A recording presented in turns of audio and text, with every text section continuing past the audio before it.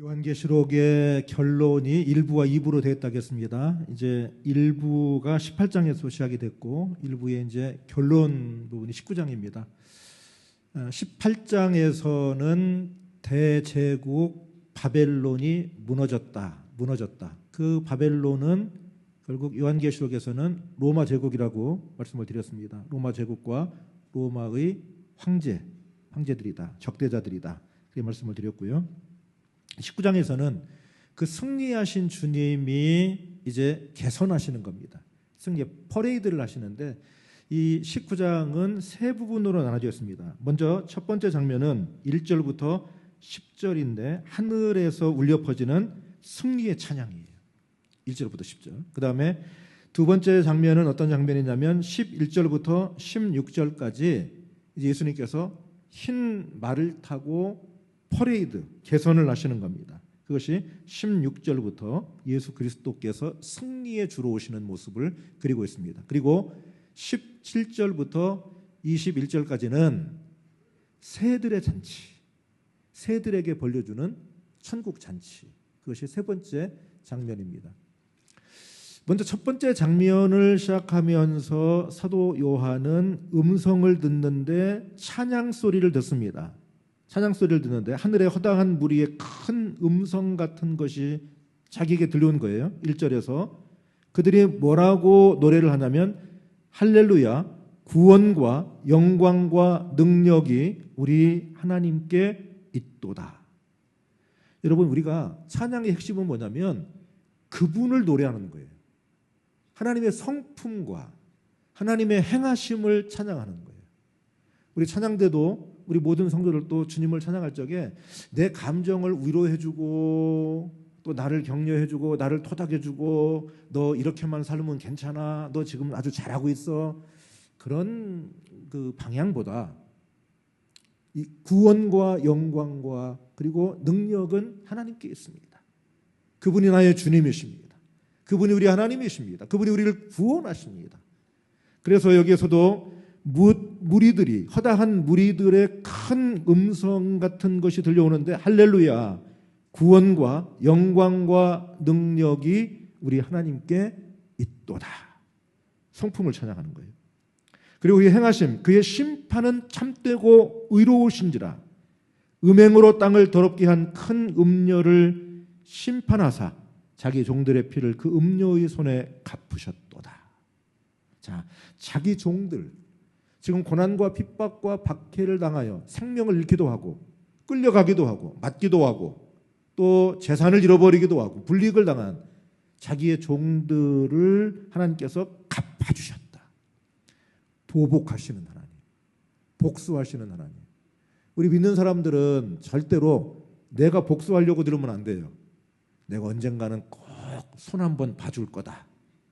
너 한번 두고 보자. 내가 언젠가 한번 그냥 넘어가지 않을 거다. 내가 너를 한번 꼭 밟아줄 거다. 그런 마음을 먹을 필요가 없어요.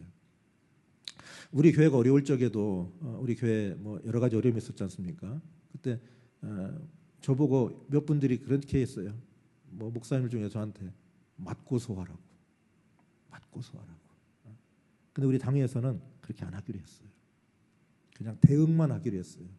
아무것도 하지 않고 그냥 끌려가면 끌려가는 대로, 때리면 맞고, 그래서 수비만 했어요. 수비. 공격을 하진 않았어요. 우리는 그냥 당하자.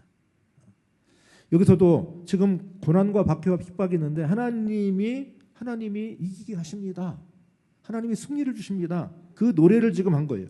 그 무리가 그렇게 하니까 또 뭐가 들려오냐면, 두 번째로 무슨 소리가 들리냐면 24장로와 내 생물이 엎드려 보좌에 앉으신 하나님께 경배합니다. 4절에 그랬어요. 뭐라고 노래하냐?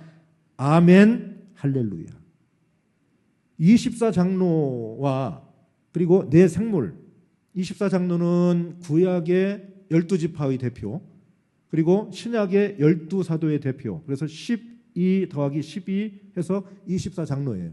결국 그분들이 대표라고 한다면 오늘 우리가 거기에 가 있는 거예요. 사실은 그분들이 우리를 대표해 가 있는 거예요. 우리가 그 자리에 있는 거예요. 24장로와 내 생물은 이 세상에 있는 모든 생명을 가진 존재들의 상징이라고 그랬어요. 24장로와 네 생물이 그 허당한 이 성도들이 찬양하는 소리, 구원과 영광과 능력이 하나님께 있습니다. 하나님이 자기 종들의 피를 갚아주셨습니다 하는 그 찬양을 듣고 하나님께 경배하여 엎드려서 경배를 하되 아멘 할렐루야. 여러분 따라해 보세요. 아멘 할렐루야. 좀 더 크게 아멘 할렐루야. 자, 아멘이란 말은 뭡니까? 아멘이란 말은 헬라 말로 진실로 그런 뜻이에요. 진실로. 우리 장로님께서 기도하실 적에 여러분들이 기도를 하는 게 구절을 들으시고 종종 아멘, 아멘 언제 하는 겁니까? 나도 진실로 그렇게 생각합니다. 나도 진실로 그렇게 기도합니다. 기도가 다 마치고 난 다음에 예수 그리스도의 이름으로 기도합니다. 아멘. 나도 진실로 그렇게 기도합니다. 하나님의 말씀을 설교자를 통해 들을 적에 여러분들이 아멘 아멘 하시는 건 왜 그래요? 맞습니다. 아멘 진실됩니다. 그 말이에요. 미국 흑인들이 예배드리는 데 가보면은 참 이 설교자가 신날 것 같아요. 설교자가 뭐라고 한마디 하면 아멘 저기서 그래요. 그리고 좀 자기가 감동이 되면은 막 일어나가지고 박수를 쳐요. 우리 교인들 한 명도 일어나서 박수 치는 사람 못 봤어요. 안 일어나도 괜찮아요. 그래서 아멘. 아멘은 뭐냐? 진실로 나도 그렇게 고백합니다. 그 말씀이 참 맞는 말씀입니다. 근데 이 흑인 교회들은요, 벌써 되게 이제 건반 악기로 이제 쭉 벌써 건반 주자가 누르면 벌써 엉덩이가 돌아가 일어나면서 아멘, 아멘. 이번 주 수요일 날 수요 설교 하시는 분이 시카고 기독교 방송국 국장이신 김영분 목사님 오실 텐데 시카고에서 같이 친구로 지낸 목사님이에요. 우리 한신 우리 동문이고 기장 목사님이세요. 기독교 방송국 국장이세요 이분이. 근데 그 시카고의 유명한 흑인 교회 이런 데를 가서 그 버락 오바마 대통령이 나온 트리니티 교회 이런 데 가서 예배드리고 해보면 벌써 딱 누르면 벌써 일어나서 막 엉덩이가 돌아가요. 춤추려고 이 사람들은. 그리고 설교 시간에도 막 여기서 막 아멘, 저기서 막 박수 치고 말이죠. 설교할 만 날 것 같더라고요. 여러분 24장로와 네 생물이 그 허다한 무리의 찬양 소리를 듣고 아멘 할렐루야 그게 찬양이에요. 예, 저들이 찬양한 찬양이 진실됩니다. 할렐루야는 여호와를 찬양하라 그 말이에요. 한 번 더 해봅시다. 아멘 할렐루야. 그게 찬양이에요. 그랬더니 하늘의 보좌에서 하나님 보좌에서 음성이 들립니다. 5절에서 하나님의 종들 곧 그를 경외하는 너희들아 작은 자나 큰 자나 다 우리 하나님께 찬송하라 하더라. 그래 찬송해라. 하나님 앉아 계신 보좌에서 음성이 나는데 큰 자나 작은 자나 모든 사람들은 하나님을 찬송하라. 하나님을 찬송하라. 그게 찬송이에요. 그랬더니 이제 마지막으로 허다한 무리가 다시 한번 화답합니다. 6절입니다. 또 내가 들으니 허다한 무리의 음성과도 같고 많은 물소리와도 같고 큰 우레소리와도 같은 소리로 이르되 할렐루야 주 우리 하나님 곧 전능하신 이가 통치하시도다. 하나님의 행위를 지금 찬양하죠. 우리가 즐거워하고 크게 기뻐하며 그에게 영광을 돌리세. 하나님께 영광을 돌리세. 어린 양의 혼인 기약이 이르렀고 그의 아내가 자신을 준비하였으므로 그에게 빛나고 깨끗한 세마포 옷을 입도록 허락하셨으니 이 세마포 옷은 성도들의 옳은 행실이로다 하고 찬양하는 거예요. 주님의 계획을 지금 노래를 하고 있어요. 어린 양의 혼인 기약이 이르렀다. 혼인은 결혼 아닙니까? 어느 분은 그러더라고요. 결혼이라고 하는 말은 좀 일본풍의 말이고 혼인이 우리나라의 전통적인 말에 맞다. 우리 성경에서는 혼인이라고 번역, 혼인. 그래서 저도 혼인이라고 그렇게 얘기해요. 혼인. 그 말이 좋은 것 같아요. 어린 양의 혼인의 기약이 지금 이르렀다. 앞으로 될 일이죠. 어린 양은 누굽니까? 세례 요한 앞에 세례를 받으러 온 예수 그리스도를 보고 요한이 한 얘기가 보라 세상 죄를 지고 가는 하나님의 어린 양이로다. 그래서 어린 양은 예수 그리스도를 상징하는 말입니다. 그러니까 예수 그리스도의 혼인 기약이 이르렀다는 말은 예수님이 혼인한다 그 말이 아니라 예수님이 신랑으로 오시고 다시 땅에 오시고 그 다음에 신부는 누구냐? 교회입니다. 성도. 성경은 그렇게 우리가 알려줘요. 성도들이 예수 그리스도의 신부가 되는데 뭐라 했냐면 그의 아내, 그의 신부가 자신을 준비하였으므로 8절에서 그에게 빛나고 깨끗한 세마포 옷을 입도록 허락하셨다. 자, 세마포 옷을 입도록 허락하셨대. 신부. 교회와 성도들이 세마포 옷. 세마포라고 하는 것은 아주 고운 실로 짠 옷을 이야기를 하는 겁니다. 그래서 이 세마포 옷 이야기는 이미 예언이 이미 우리에게 말씀을 하고 있습니다. 요한계시록 3장 5절이에요. 읽어보겠습니다. 시작. 이기는 자는 이와 같이 흰 옷을 입을 것이요 내가 그 이름을 생명책에서 결코 지우지 아니하고 그 이름을 내 아버지 앞과 그의 천사들 앞에서 시인하리라. 자, 이기는 자는 이와 같이 흰 옷을 입을 것이래요. 흰 옷을 입을 것이다. 그리고 내가 그 이름을 생명책에서 결코 지우지 아니하겠다. 주님과 성도들의 만남을 혼인으로 성경은 얘기를 해요. 예수님이 비유하시면서 마태복음 22장 2절 읽어보겠습니다. 천국은 마치 자기 아들을 위하여 혼인 잔치를 베푼 어떤 임금과 같으니. 천국은 마치 자기 아들을 위하여 혼인 잔치를 베푼 어떤 임금과 같다. 그게 마지막 때에 대한 이제 비유를 들어 하신 건데 역시 여기서도 혼인 잔치로 얘기를 하고 있어요. 예수님과 그의 성도들이 만날 때, 그의 교회가 만날 때 그걸 혼인 잔치로 이야기하고 있고, 근데 그 신부가 뭘 입는다고요? 흰 세마포 옷을 입는데요. 얼마 전에도 말씀을 드렸는데 어떤 이단 정파에서 10월 28일 날 1990년이던가요? 10월 28일 날 주님이 다시 오신다. 그러면 우리가 하늘로 올라갈 거다. 그래서 방송국 기자들이 카메라를 들고 가서 생중계를 했어요. 정말로 그들이 휴거 하늘로 올라가나? 마이크까지 막 올라가네요. 올라가나? 그때 보니까 거기 있는 교인들이 말이죠. 흰 한복을 쭉 다 입었어요. 수호복을 다 입었어요. 근데 그냥 소매가 안 나오고 손까지 다 덮어버렸어요. 손까지 이게 덮어가지고 날개처럼 하고 그분들이 밤 12시가 가까워지니까 막 날개 치더라고. 올라가려고. 날개 치고 올라가려고. 근데 올라가지나요 그것이? 오늘 본문에서 뭐라 하겠습니까? 이 세마포 옷은 성도들의 옳은 행실이다. 흰 옷을 입었다고 하는 그런 상징적인 이야기를 하면서 그 흰 옷은 뭐냐? 흰 세마포 옷은 뭐냐? 성도들의 옳은 행실이다. 지금 이 성도들은 어떤 상황입니까? 예수 믿으면 불이익당합니다. 끌려갑니다. 심지어는 생명까지 잃습니다. 그런 상황, 예수 믿는다고 말도 못하는 상황 속에서 지금 요한계시록이 쓰여지고 있는 거거든요. 근데 성도들의 옳은 행실이다. 그것이 세마포 옷이다. 그것이 주님을 기다리는 성도들의 옷이다. 그렇게 말씀을 하고 있는 거예요. 그렇게 찬양하면서 알려졌습니다. 그랬더니 천사가 요한에게 말하기를 이 일들을 기록해라. 그 이야기를 듣고 요한이 굉장히 감동이 된 것 같아요. 그래서 무릎을 꿇고 엎드려서 경배했어요. 누굴 경배한 겁니까? 천사에게. 그랬더니 천사가 얘기를 합니다. 나는 너와 및 예수의 증언을 받은 내 형제들과 같이 된 종이니 삼가 그리하지 말고 오직 하나님께 경배하라. 자, 우리는 좀 그런 어떤 믿음은 갖고 있지 않는데 우리가 많이 교육이 됐기 때문에 그래요. 요한계시록이 쓰여질 당시에 성도들에게는 어떤 마음이 있었냐면 천사를 숭배하는 신앙의 한결이 있었어요. 천사도 우러러봤어요. 경배했어요. 특별하다고 생각했어요. 요한도 그런 마음이 있었던 것 같아요. 그래서 요한이 너무 감격하면서 그 말씀을 기록하라고 한 천사에게 엎드려서 경배하려고 했더니 천사가 나에게 그렇게 하지 말아라. 나도 지금 고난받고 핍박받고 있는 성도들과 같은 하나님의 종이다. 나에게 그렇게 하지 말고 오직 하나님께만 경배해라. 여러분, 우리는 신적 어떠한 존재도 성부, 성자, 성령, 삼일째 하나님 위에는 경배하지 않기를 바랍니다.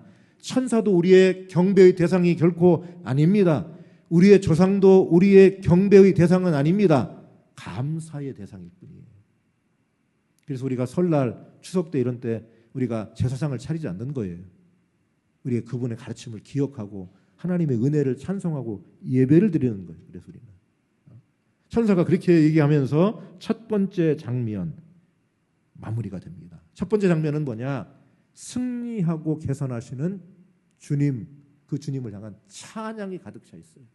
그래서 허다한 무리들이 찬양하고 24장로가 화답하고 하늘 보좌에서 찬송하라고는 음성이 들리고 다시 허다한 무리가 주님의 구원하심을 노래하면서 어린 양의 혼인 기약이 가까이 왔다. 그리고 신부가 새 옷으로 단장을 하도록 허락하셨는데 그 흰 세마포 옷은 성도들의 옳은 행실이다. 그렇게 주님을 찬양하는 하늘의 모습을 보여주고 두 번째 장면으로 넘어갑니다. 두 번째 장면에는 백마를 탄 분이 등장합니다. 여러분 금년이 말띠 해잖아요. 근데 신기하게도 말띠 가진 사람들은 다 자기가 백말띠라고 그래요. 근데 그게 아닌 게 드러났어. 금년은 붉은 말의 해래. 금년이 붉은 말의 해래. 왜 흰말을 탑니까? 흰말은 승리의 상징입니다. 승리한 장군이 타고 오는 말이 흰말입니다. 11절에서 또 내가 하늘이 열린 것을 보니 보라 백마와 그것을 탄 자가 있으니 그 이름은 충신과 진실이라 그가 공의로 심판하며 싸우더라.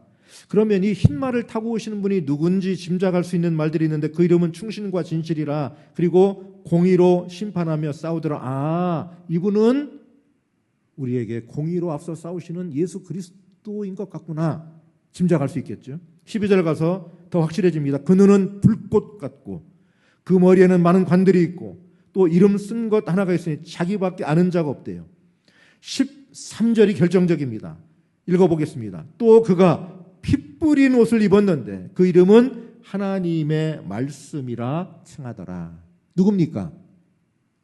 말씀이 육신이 되어 이 땅에 오신 요한복음 1장의 말씀대로라면 예수 그리스도 하나님의 아들을 의미하는 겁니다. 그런데 흰 말을 타고 오시는 분이 하나님의 아들 예수 그리스도 어린 양이신데 그런데 여기 13절에서 그가 피 뿌린 옷을 입었대요.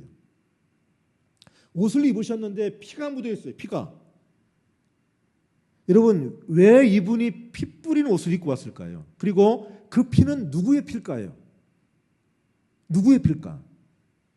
언뜻 드는 생각이 예수님이 십자가에 죽으셨으니까 십자가에서 고난당하실 적에 흘리신 피인가 보다 그렇게 생각을 할 수가 있는데 요한계시록 18장과 19장 그리고 전체의 문맥에서 보면 이 피는 예수 그리스도의 십자가에서 흘리신 피라고 보기보다는 적대자들의 피입니다. 18장에서 주님은 바벨론이라고 하는 대제국 로마를 무너뜨리고 짐승과의 싸움을 승리로 이끌고 오셨어요. 그들의 심판의 모습이 이미 요한계시록 14장 19절로 20절에 말씀을 하고 있습니다. 읽어보십시다. 천사가 낫을 땅에 휘둘러 땅에 포도를 거두어 하나님의 진노의 큰 포도주 틀에 던짐에 성 밖에서 그 틀이 밟히니 틀에서 피가 나서 말 굴레까지 닿았고 1600 스타디온에 퍼졌더라. 이미 예언을 하고 있어요. 자, 마치 포도주를 담그는 사람들이 잘 익은 포도송이를 따가지고 이 포도즙을 짜는 틀에다가 집어 던져요. 그 틀이 돌아가면서 으깨어지는데 으깨어질 적에 그 포도즙이 터지면서 말까지 퍼졌다는 말 굴레까지. 그리고 1600 스타디온 굉장히 긴 거리에까지 이 포도즙이 터졌는데 뭐라겠냐면 그 틀이 밟히니 틀에서 피가 나서 순교당하고 고난당한 성도들의 피를 포도즙으로 지금 비유하고 있는 겁니다. 그게 퍼졌다는 거예요. 퍼져서 말 굴레까지 가고 지금 그 싸움에 참여하신 예수 그리스도의 옷에까지 묻은 거예요. 그렇다면 예수 그리스도의 옷에 묻어있는 피가 이 적대자들 지금 주님과의 싸움에서 패한 자들의 피라고 한다면 그 피의 흔적은 뭡니까? 승리의 흔적이에요. 승리의 흔적이. 이기셨구나. 주님이 승리하셨구나. 주님이 저들을 무너뜨리셨구나. 큰 성 바벨론이 무너졌구나. 우리를 박해하고 핍박하던 더 문화가 로마가 무너진다. 저 무섭도록 우리를 숭배하도록 만든 로마의 황제가 포도즙 틀에 빠진 포도주처럼 으깨어질 것이다. 그 흔적이에요. 승리를 보여주는 승리 흔적이에요. 그리고 이분이 이제 움직이니까 말을 타고 움직이는데 흰 세마포 옷을 입고 백마를 타고 따르는 무리들이 있어요. 구원받은 성도들입니다. 그들도 역시 흰 세마포옷을 입었으니까 신실하게 믿음을 지킨 행위를 갖고 있는 성도들이에요. 그들이 따라갑니다. 그분 흰 말을 탄 주님의 입에서는 무기가 있는데 뭐냐면 예리한 검이 나온다고 했습니다. 15절입니다. 그의 입에서 예리한 검이 나오니 그것으로 만국을 치겠고 친히 그들을 철장으로 다스리며 또 친히 하나님 곧 전능하신 이의 맹렬한 진노의 포도주 틀을 밟겠다. 다시 한번 나오죠. 요한계시록 14장에서 얘기한 포도주 틀을 밟겠다고 하는 말씀을 19장 15절에 말씀하셨어요. 곧 전능하신 이의 맹렬한 진노의 포도주 틀을 밟겠고, 그러니까 그 포도주즙이 예수님의 옷에 묻은 거예요. 그 적대자들의 피예요. 그들이 흘린 피예요. 승리의 상징이에요. 그 옷과 그 다리에 이름을 쓴 것이 있으니 만왕의 왕이요 만주의 주라 하였더라. 옷에다가 이름을 썼어요. 만왕의 왕이고 만주의 주님이시다. 근데 다리에도 이름을 썼대요. 왜 다리에 이름을 썼을까요? 다리에다가 이름을 썼대요. 한쪽에는 만왕의 왕, 한쪽에는 만주의 주라고 썼겠죠. 여러분 지금 이 만왕의 왕이시고 만주의 주이신 예수님은 지금 어디에 계십니까? 흰 말을 타고 계십니다. 말을 타보셨죠? 그냥 뭐 쪼랑말 말고 아주 진짜 경주마 이런 말을 타보면 굉장히 높습니다. 저도 아주 오래전에 과천 경마장에서 경주마를 한번 타본 적이 있어요. 경주마를 타보니까 그 거창한 말 위에 딱 타니까요 내려다 보여요. 사람이 내려다 보여요. 말이 제법 높습니다. 그 말에 올라타 앉았으면 내려다 보여요. 그 말을 타고 한 바퀴를 이렇게 쭉 조그만 트랙을 이렇게 도는데 말 타는 게 힘들겠더라고. 온 몸이 다 움직이더라고. 막 관절이 다 움직이고. 근데 그 말에 딱 타고 내려다 보니까 사람이 내려다 보여요. 그러면 말을 타지 않고 있는 사람이 말 탄 사람을 보면 올려다 보이겠죠. 올려다 보면 눈높이가 말 탄 사람의 이 정강이 정도 하고 그 사람의 눈높이가 딱 맞을 겁니다. 근데 뭐가 보이는 겁니까?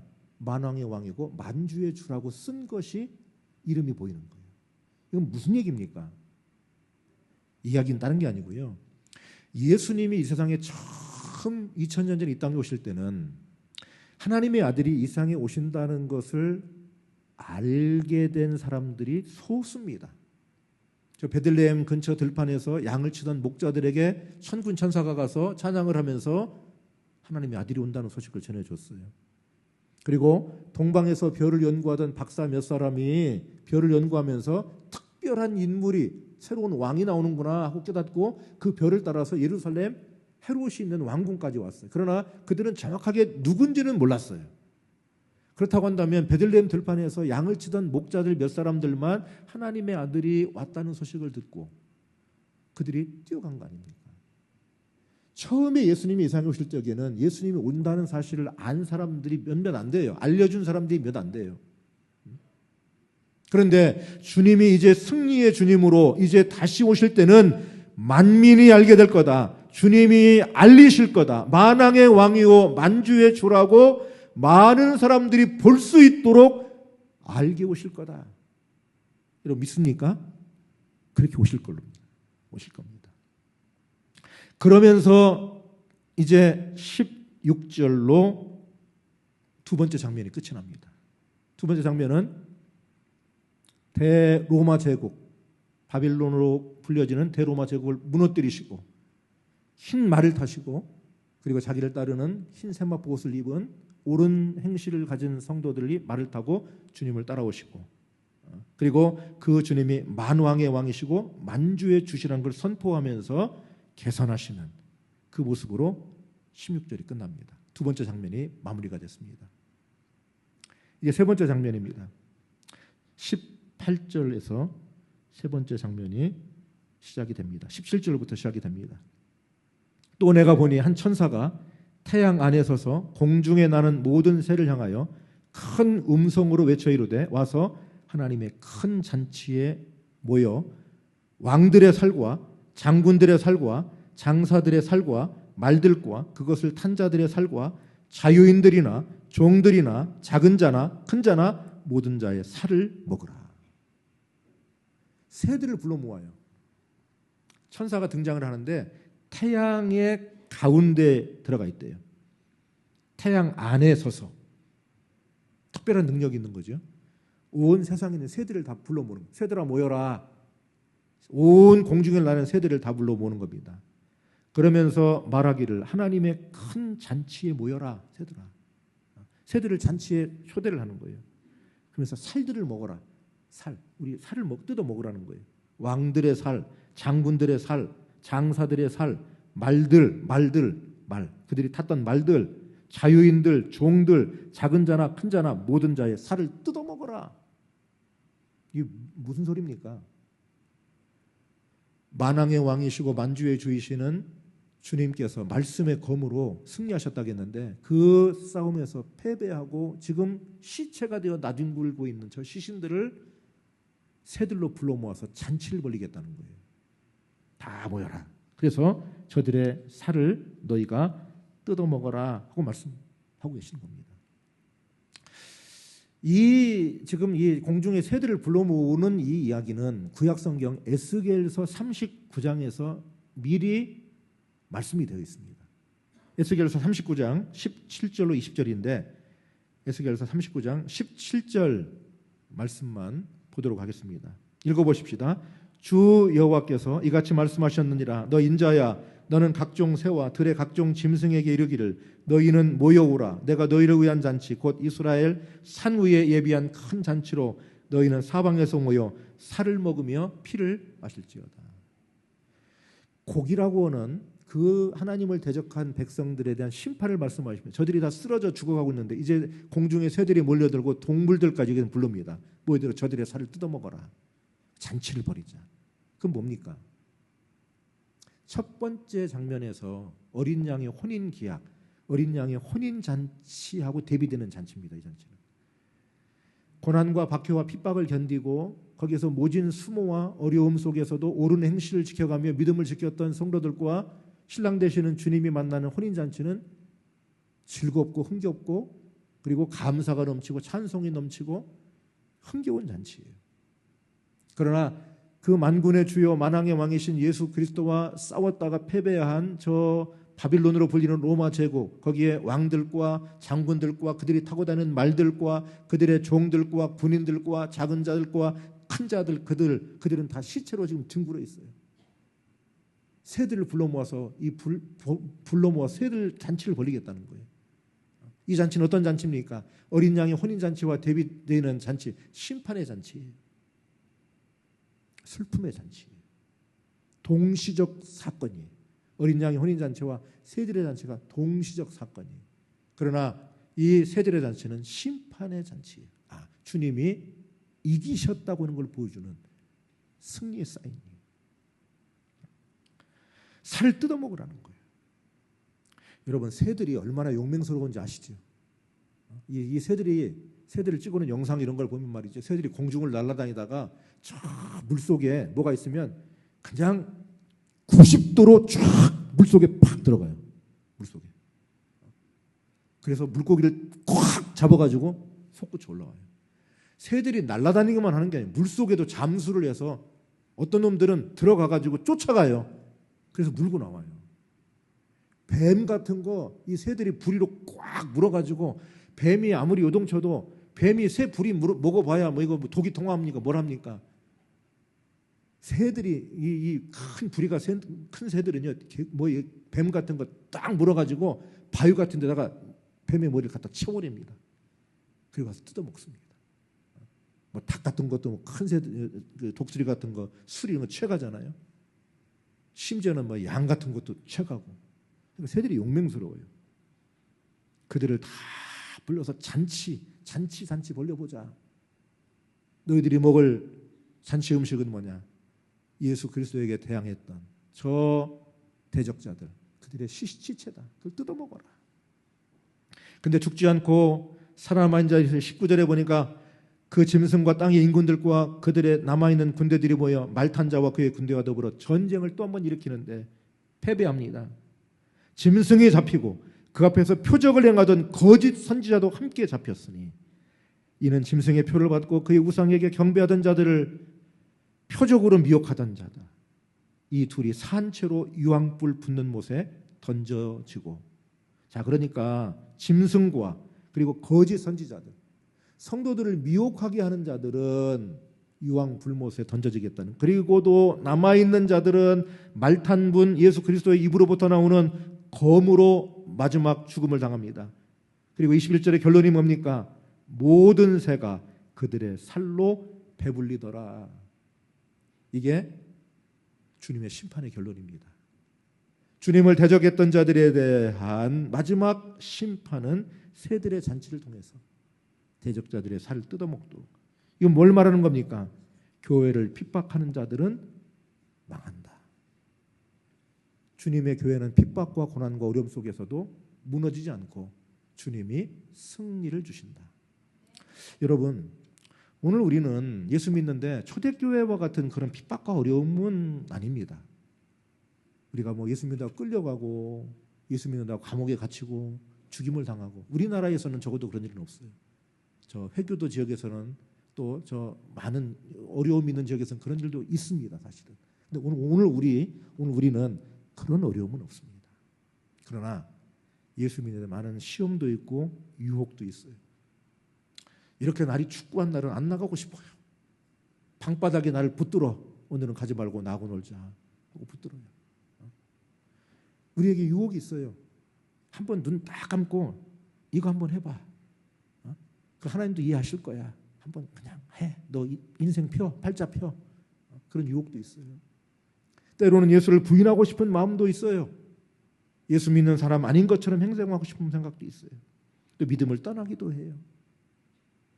오늘 우리에게도 주님 말씀하시는 겁니다. 하늘에서 찬양이 울려 퍼지는 겁니다. 영광과 권세와 능력이 오직 주님께 있습니다. 성도들의 옳은 행실로 한 사람들은 신랑 되시는 예수 그리스도를 만나게 될 겁니다. 그 자리에 초대받은 사람은 복받은 사람입니다. 주님은 이 세상에 오실 적에 승리의 주로 오십니다. 백마를 탄 장군과 같이 승리의 주로 오시는데, 만왕의 왕이요 만주의 주라고 만민이 알도록 주님이 우리에게 임하실 줄로 믿습니다. 교회를 대적하고 핍박했던 자들, 그리고 주님을 대적했던 자들, 성도들을 핍박했던 자들은 새들의 먹이, 새들의 잔치상의 먹이로 패배하게 될 것입니다. 그것이 하나님의 약속입니다. 하나님은 예수 그리스도 성령을 통하여 우리에게 승리를 주시는 줄로 믿습니다. 흔들리지 말고 믿음 위에서 굳건하시기를 축원합니다. 아멘. 다 함께 일어나셔서 찬송가 171장입니다.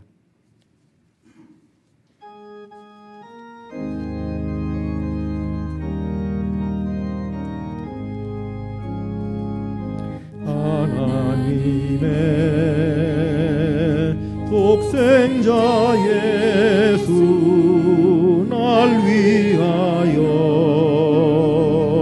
오시었네. 내 모든 죄 사시려고 십자가 지셨으나 다시 사셨네. 살아계신 주